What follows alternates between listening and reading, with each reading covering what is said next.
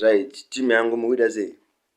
Tiripo paindaneti papapa, andanoti indaneti iri kupisa zvisingaiti pamusoro patakura.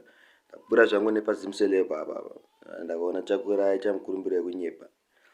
Fesu pane pakamboti tisa maretweet patwitter achitaura kuti hanzi zvoni ndakaita 5000 maretweets ndikuita dance naCasper Nyovest. Akasvika 5000 maretweets but hapana chachakaona. Achibva ipapo vanopinda futi vandozita kuti ndikuda kurova collab aicho chacho rinaro infact naNasty C zvangonovharana futi zvakadaro.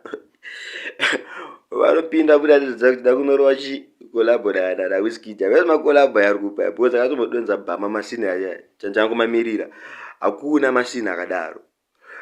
Achibva ipapo futi panonzi hanzi zvoni naPato Rengi achakura usadaro vanhu uita unochiwai mufeso wangu. Uri artist akaipa ndiwe munatsototemba newe usapote uchinyepera vanhu zvinhu zvekudaro.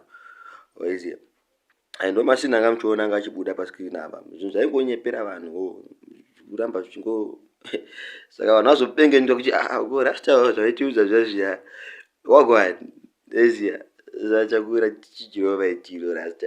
Waiziva imweni zvese une vhidhiyo yako iri kupisa wani unokuona wakadaro zvinhu richasvika nguva kuti uchakwanisa kuzoita zvinhu nevanhu ivavo. Usanyepere mafanzi ako anenge akatovhurirawo maziso masini iwayo. But still boys aiwa tobatina pasecond half nombogatsira episode 147 chenhau naskimba ndidi. Don't forget to subscribe ichi. Hapana hachachikwata zvimakuhwa izvo zvichingokupewo zvingotrenda pasocial media.